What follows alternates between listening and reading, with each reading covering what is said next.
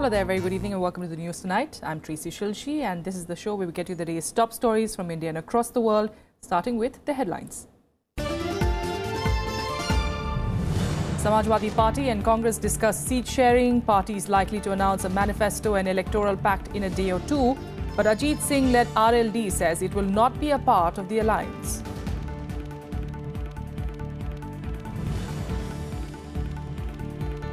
"15 school children killed and over 30 injured after a bus collides with a truck in Uttar Pradesh's Etah district. Eyewitnesses say the accident took place due to fog. Death toll expected to rise.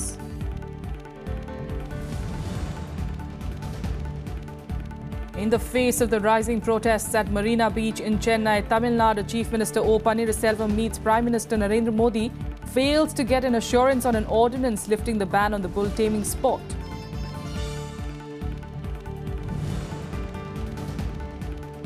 An outgoing US President Barack Obama speaks to Narendra Modi, thanks him for the partnership that helped enhance relations between India and America.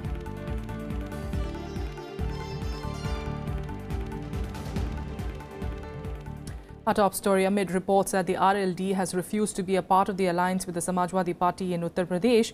Both the Congress and the Samajwadi Party say that they will announce a formal pact soon. Reports say that a faction of the Apna Dal has also shown interest in an alliance with the SP Congress combined.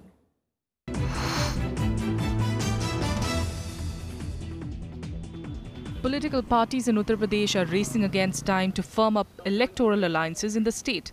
With the first phase of elections barely 3 weeks away, the Samajwadi Party and the Congress have announced their agreement could be finalized in a day or two. However, suspense continues on the potential third element in the equation. The RLD, led by Ajit Singh, says it's yet to receive a proposal for an electoral pact. Samajwadi party ने कोई बात नहीं की।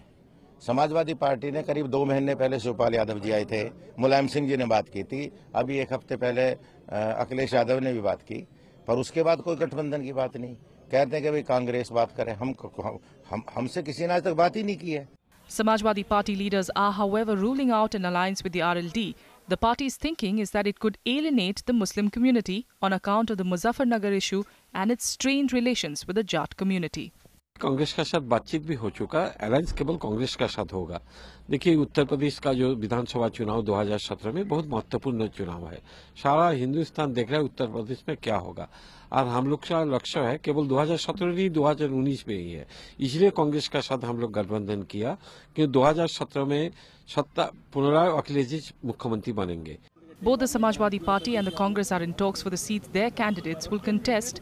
Sources say that while the SP is expected to contest over 300 seats, the Congress is likely to be offered about 85 seats. The party, however, wants the number to be pushed up to 100. The other sticking point is a list of non-negotiable seats.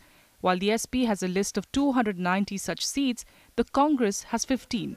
Sources say a decision could be announced by Friday. Bureau Report, Rajya Sabha TV. Now to Uttarakhand, where the BJP is facing a revolt ever since it announced a list for the upcoming assembly elections in the state. Dissatisfied party leaders in all assembly seats where the Congress rebels were given tickets are now openly protesting against the BJP top brass. Here's a report. BJP workers on Thursday raised slogans at the party headquarters in Uttarakhand.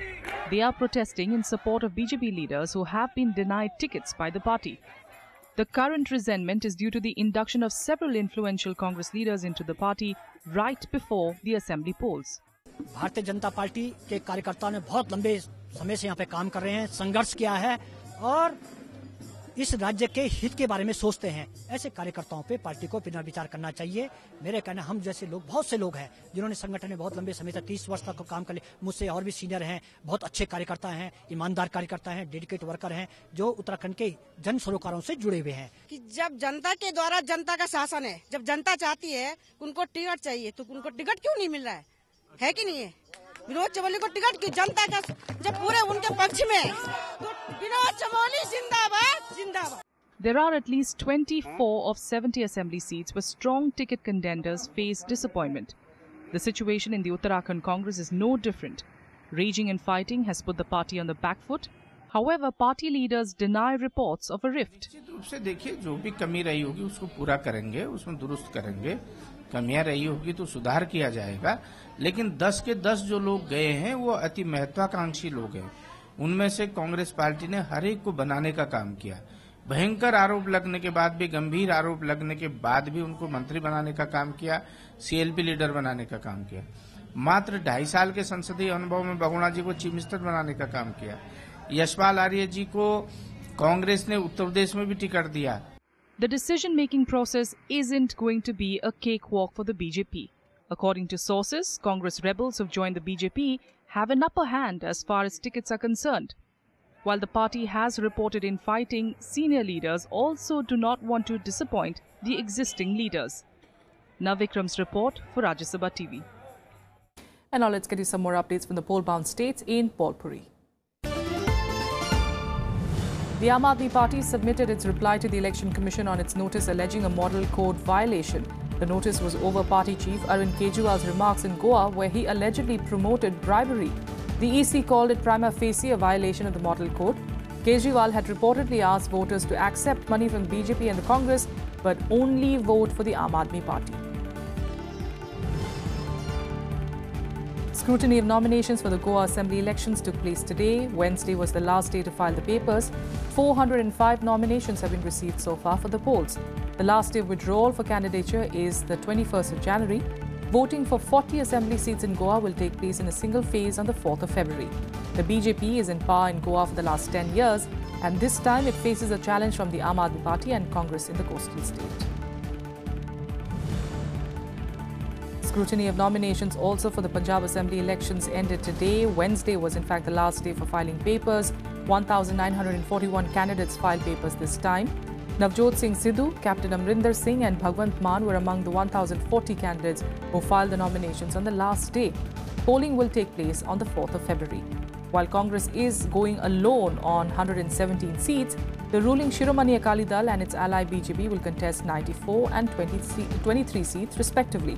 However, counting of votes will be held on the 11th of March.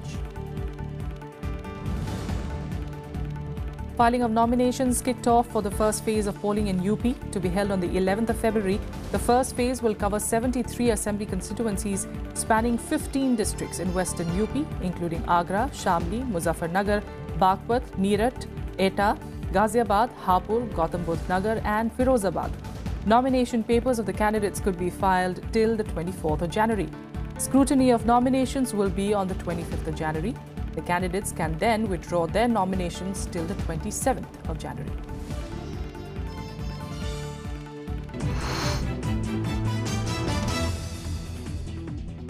More national news now. In Tamil Nadu, Chief Minister O. Pannirselvam met Prime Minister Narendra Modi in New Delhi today to urge an ordinance for lifting the ban on the controversial bull taming sport Jallikattu. However, not giving clear indication over the ordinance, the Prime Minister said that the centre is supportive of the steps taken by the state. Meanwhile, more celebrities, including A.R. Rahman, have voiced their support with the protesters who continue to gather at Marina Beach in Chennai.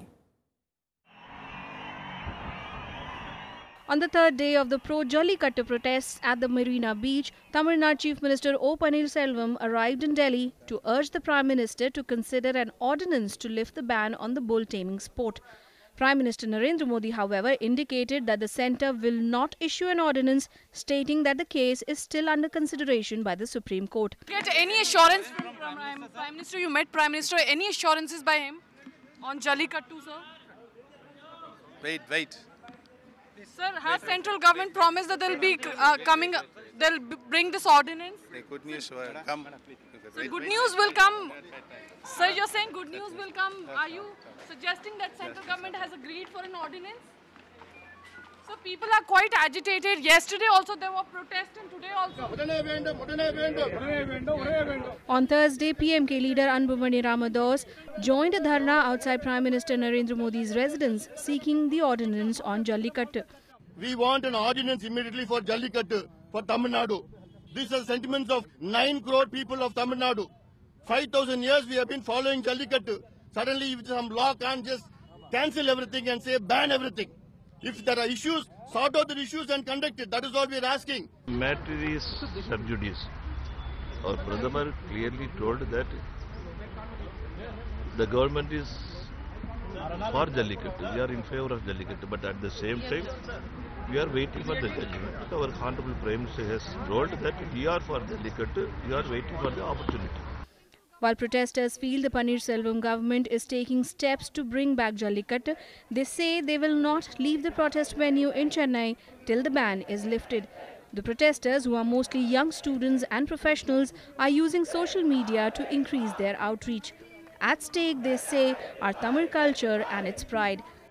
The Tamil Nadu is the like a state where they follow the Pongal celebrations and all with the Jallikattu. From past few years there was no kind of Jallikattu, but now they need it because it's their like heart and soul. They want to do it something for there.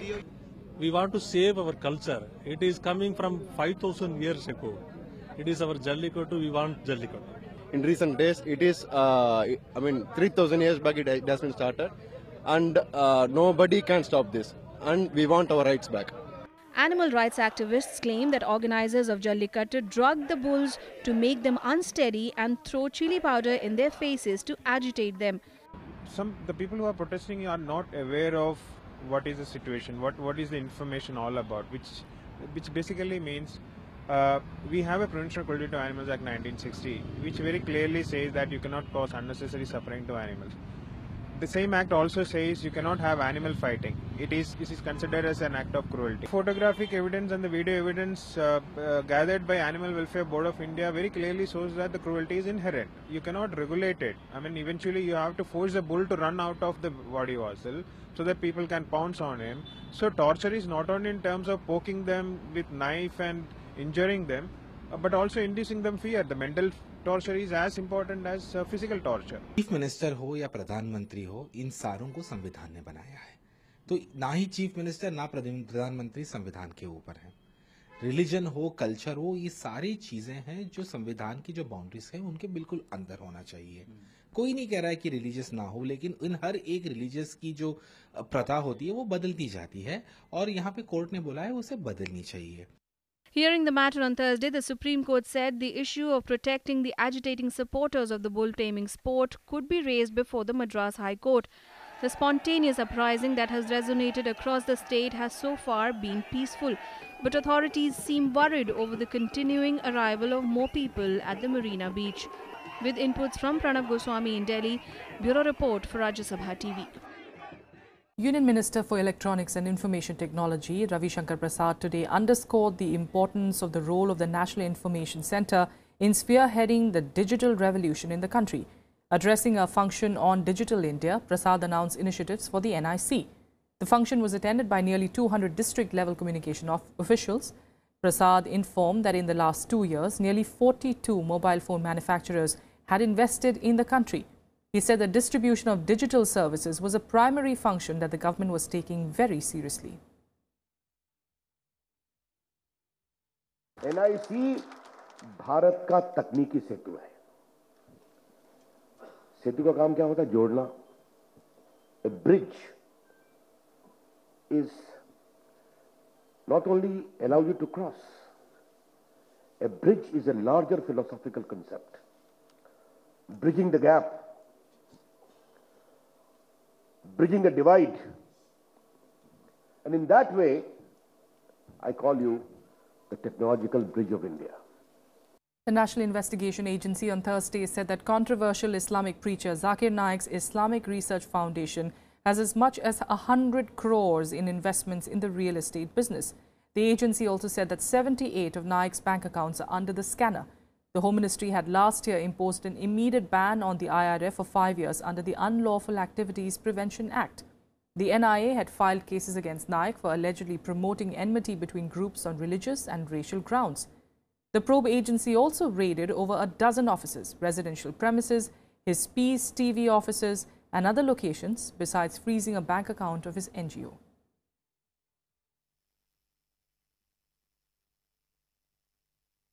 And here are some more national news updates in Nationwide.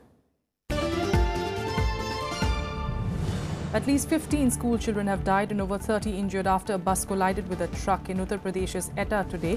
The victims were in the age group of 10 to 15 years. The driver of the bus was also killed.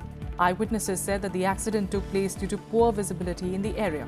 Prime Minister Narendra Modi condoled the death of the children in the mishap, and officials say that the death toll is expected to rise.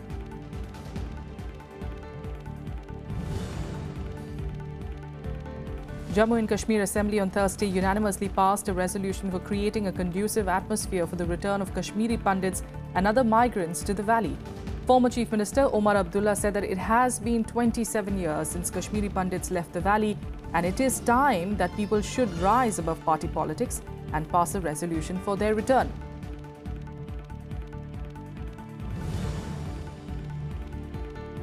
Telangana Chief Minister K. Chandrasekhar Rao has said that his government will introduce a bill to provide 12% reservation to Muslims in the state. He said the government will also ask the centre to include the law in the Constitution's 9th schedule. The 12% reservation to Muslims was a key election promise of the ruling TRS. The budget session is expected to begin next month.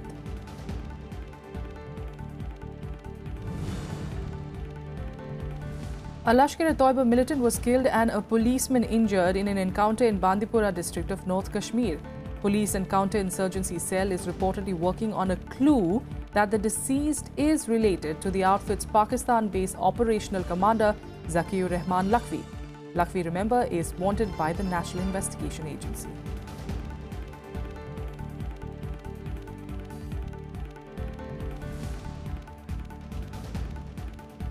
With that, a quick break here. More news follows in a bit. Stay with us.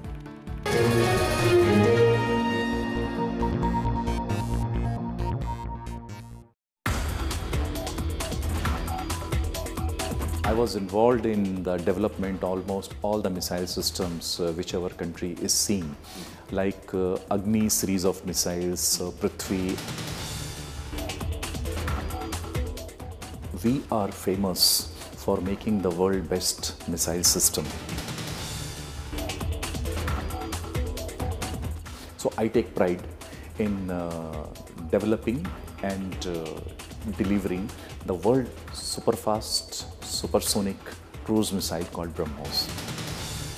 We wanted to enhance the capabilities of a soldier. Watch Eureka with Dr. Sudhir Mishra, CEO and MD at BrahMos Aerospace, only on Rajya Sabha Television. Welcome back. Let's get you some international news now. An outgoing US President Barack Obama has thanked Prime Minister Narendra Modi for his partnership that helped enhance Indo-US ties. President Obama telephoned the Prime Minister to thank him for his partnership and to review the joint efforts of cooperation, including in defense, civil nuclear energy, and enhanced people-to-people ties. Recalling his visit as the chief guest at Republic Day celebrations in 2015, the President wished Modi warm congratulations ahead of India's upcoming 68th Republic Day. And on late Wednesday night, the US President also participated in his last press conference before he handed over the reins to Donald Trump, or he hands over the reins, in fact, to Donald Trump on Friday, and expressing hope that America would be fine in the days to come. He also outlined his plans for the future, including his desire to write and not hear himself talk so much. But at my core, I think we're going to be okay. We just have to fight for it. We have to work for it and not take it for granted. And I know that you will help us do that. Thank you very much, Press Corps. Good luck. Barack Obama's parting words during his last press conference as the US President. On Friday, he will hand over the baton to Donald Trump, a relative newbie in the political world, but one who stormed into this presidency with huge force. The message was full of hope, in sharp contrast to his grand visions of progressive change 8 years ago that propelled him to the presidency. I worry about inequality because I think that if we are not investing in making sure everybody plays a role in this economy, the economy will not grow as fast, and I think it will also lead to further and further separation between us as Americans, and not just along racial lines. I mean, there are a whole bunch of folks who voted for the president-elect because they feel forgotten and disenfranchised. They feel as if they're being looked down on. They feel as if their kids aren't going to have the same opportunities as they did. About his successor, Obama said that he was aware Trump may not take his advice on issues, so he would avoid weighing in on specific policy matters during his post-presidency. I want to do some writing. I want to be quiet a little bit and not hear myself talk so darn much. I want to spend precious time with my girls. So those are my priorities this year. But as I said before, I'm still a citizen. The outgoing president also hoped that once Donald Trump gets into office and is hit with the intricate details of governing, his thinking might shift on issues such as Obamacare and jobs. And this is something I have told him, that this is a job of such magnitude that you can't do it by yourself. You are enormously reliant on a team. Your cabinet, your senior White House staff, all the way to fairly junior folks in their 20s and 30s, but who are executing on significant responsibilities.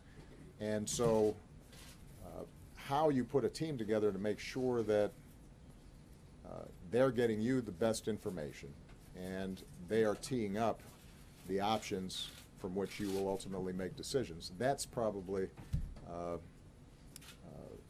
the most useful advice, the most constructive advice that I've been able to give. Obama also dismissed the allegations of voter fraud in the US, saying this is what can be called fake news. These allegations have mainly come from the Republican camp. Bureau Report, Rajya Sabha TV. Now, as many as 30 people are feared dead after a hotel in central Italy was hit by an avalanche, apparently triggered by an earthquake. Rescuers battled heavy snow overnight to reach the Rigopiano hotel. One person was pulled dead from the snow. 2 were found alive, but most others appeared to be still buried. The mountainous region of central Italy was hit by 4 earthquakes on Wednesday, while further tremors were reported overnight. A wall of snow and debris hit the hotel on Wednesday evening, just hours after 4 strong earthquakes had shaken central Italy.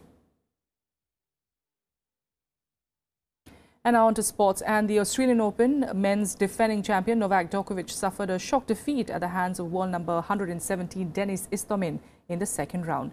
Djokovic was defeated in a 5-set thriller, leaving Andy Murray as the favourite now to win the tournament. However, it was an easy outing for world number 9 Rafael Nadal, who stormed into the third round with a straight sets demolition of Marcos Baghdatis. Women's world number 3 Agnieszka Radwanska also was upset in the second round, but world number 1 Serena Williams sailed through the third round.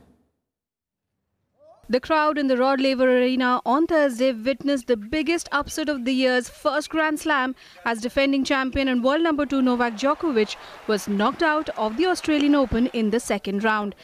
The 6-time winner struggled for rhythm as he lost to world number 117 wildcard entrant Denis Istomin of Uzbekistan in 5 sets.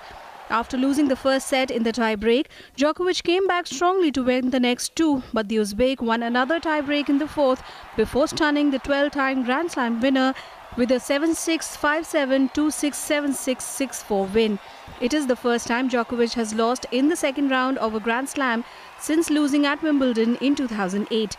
It is unreal, so to beat Novak in 5 sets, it's a great win, you know, and I'm still feel tired a little bit, and I didn't expect what I'm doing now, so, and what I did on the court. So I like the way I'm playing, and I mean, I feel just tired, and I don't think about that I win against number 2 in the world. All the credit to Denis for playing amazing, and he deserved to win. No doubt, he was a better player in the clutch moments. He stepped it up and played aggressive, served very well, very precise. There was not much I could do. Of course, I was not pleased with my performance overall, but I have to congratulate my opponent today. The women's singles too witnessed a shock exit as world number 3 Agnieszka Radwanska lost in the second round. The 27-year-old Polish was beaten by some aggressive tennis from Croatia's Mirjana Lucic-Boroni as she lost 3-6, 2-6. However, world number 1 Serena Williams continued her strong form to progress to the third round. The 35-year-old American, who is vying for a record 23rd Grand Slam title, overcame the challenge from Russia's Lucy Safarova, prevailing in straight sets 6-3, 6-4. But it was a disappointing day for India. Veteran Leander Paes and his Brazilian partner Andre Sa lost in the first round of the men's doubles. The Indo-Brazilian pair lost to 10th seeds Tri Huey and Max Mirnyi 4-6, 7-6, 6-4.